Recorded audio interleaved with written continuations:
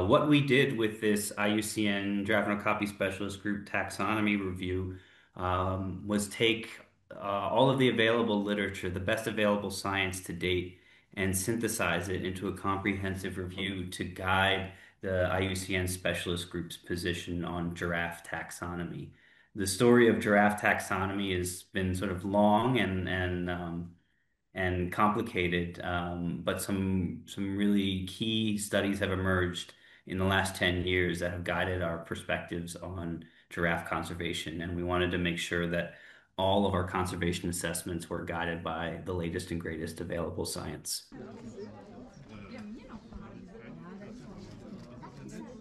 So through our assessment, we've described we've recognized four species for the IUCN Red List: the northern giraffe, the reticulated giraffe, the Maasai giraffe, and the southern giraffe. Each species has different population sizes, different threats, and different conservation needs. The conservation urgency increases for some species when we separate them and acknowledge them as their own. For instance, the northern giraffe would be considered among the most endangered large mammals in Africa. This review will help to guide the IUCN Red List assessments and shape conservation policy and awareness.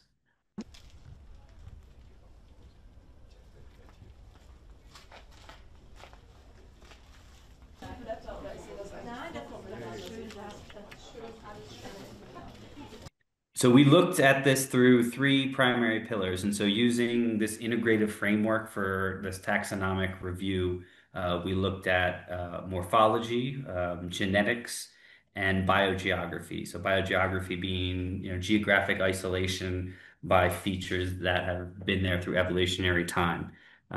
Genetics are, over the years, giraffe have become one of the most well-sampled animals across Africa for genetics. And this has offered a wealth of opportunities for, really taking a peek inside some of the complex evolutionary relationships. And then morphology as well, to make sure that they're morphology and phenotype as well, to make sure that they're, physically and behaviorally distinct units. And so some of the most substantial evidence on the morphology side, which is what I think your question is getting at, is a paper looking at variation in cranial morphology, so skull shape. There's measurable differences in skull shape across the different species, some of which is even visible through the naked eye.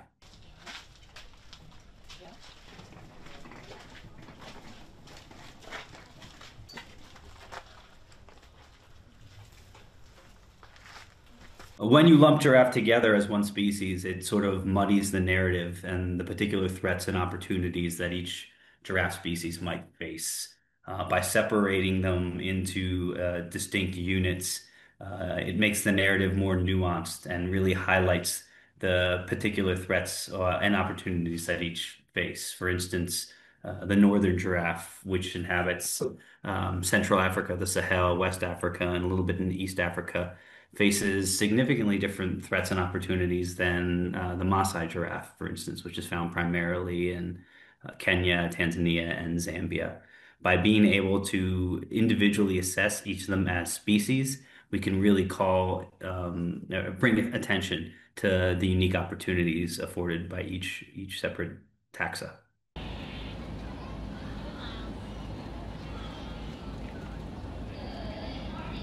What this particular review will lead to is a new classification for the IUCN Red List. So the next step for us as a specialist group is to take this recommendation or to take this finding and reassess the giraffe under this new species classification. That in and of itself, I think, is the IUCN Red List is often viewed as the gold standard for conservation assessments. And so by incorporating these new taxonomic classifications into it, it serves as the foundation for a lot of conservation policy moving forward.